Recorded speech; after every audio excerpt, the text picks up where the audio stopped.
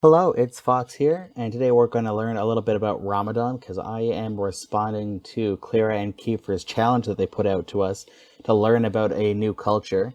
And I found out that on Saturday it was the last day of Ramadan for this year, but I don't really know a lot about that celebration and that period of fasting. So I want to do a little bit of research and just share what I learned with all of you folks. So I hope you learn something and enjoy it.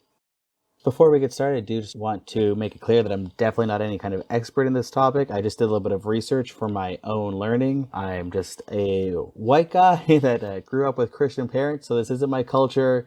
I tried to find accurate information and I tried to be as respectful as possible, but I'm not a Muslim person. And unfortunately, I wasn't able to talk to a Muslim person about this. I was just doing a little bit of reading on the internet, and it's from sources that I trust.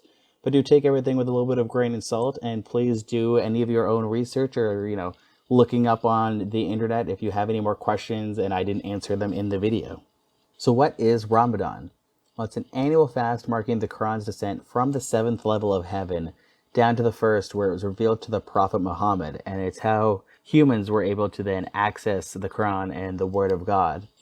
The period of Ramadan lasts about 29 to 30 days, and it fluctuates a little bit because it's based off of a lunar month and not the typical calendar month like what you might buy in a store. So it's on a slightly different schedule than what we're used to. So I mentioned Ramadan being a fast, but what does that mean? Well, for Muslim people, fasting means that they're not going to eat or drink during the daylight hours, and this fast is a time for spiritual growth. Because they're focusing on being spiritual and reflecting on themselves and God, it also means that they're going to avoid doing kind of these negative energy things like swearing. They're not going to try not to be mean to each other. They're going to avoid fighting, all of that kind of stuff.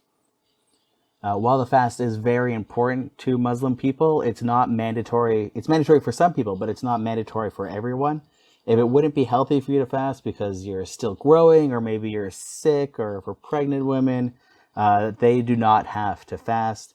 The intention is to grow spiritually, but you don't want to do any harm to your body. So if it's not safe for you to fast, you do not have to. So earlier I mentioned that Ramadan was about the Quran being revealed to the Prophet Muhammad. But what is the Quran? Well, it's the central religious text of Islam, where Christians have the Bible, Muslims have a different book that they call the Quran, and it's what they believe provides divine guidance to everybody. So it's a very important text for them. So I kind of had mentioned that Ramadan lasts for a month. So when the fasting ends kind of depends on what you're talking about. Each day the fasting ends when the sun sets and the moon goes up. So the idea of the moon and the lunar cycle is very important in Ramadan. And then Ramadan itself for the whole month ends on the first day of the 10th lunar month. So I keep talking about the moon and lunar time and lunar months, and what does that all mean? Well, a lunar month is the amount of time it takes for the moon to go through all of its phases, starting with the new moon, starting with waxing crescent, you're going to get to your full moon and then waning, and then back to the new moon. That would be a full lunar cycle or one lunar month, and it takes roughly 29 and a half days. So after Ramadan, and when Muslim people have been fasting for a month, what happens next? Well, they celebrate, I'm sorry if I mispronounced this, Eid ul-Fitr. I probably said that very wrong, and I apologize. This is when they're going to give thanks for the opportunity to obey God through fasting, and they get together and they put on their very best clothes and have very large gatherings to celebrate the end of Ramadan. We've talked about when Ramadan ends, but when does it start? Because it's on a lunar calendar, it actually starts at a different time every year. So apparently it's actually one of the most Googled things in regards to the Islamic calendar is when does Ramadan start, because it actually shifts by about 10 days every year because the month is on a slightly different schedule than our calendar is. With our months are different, sometimes they're 29 days, maybe it's 28, 30, 31. So when you're using the moon, it means it doesn't quite shift up with the calendar that a lot of the rest of the world is using. So there's just a very brief video on some of the basics concerning Ramadan. If you want to do some more learning, I highly encourage it. Here are the websites I use to learn some stuff. Most of what was in this presentation was from immigranteducation.ca.